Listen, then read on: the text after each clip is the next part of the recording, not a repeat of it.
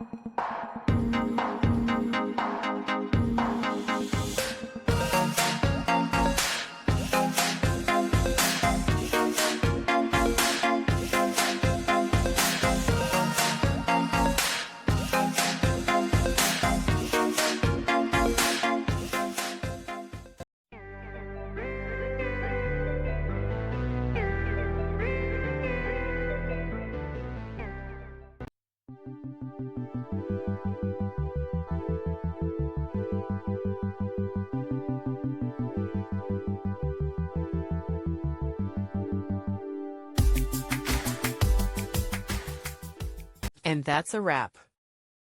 I hope you found the answer you were looking for. If you did, take a second to hit that subscribe button. It really helps out. And let me know in the comments which solution worked best for you. See you next time in the debug zone.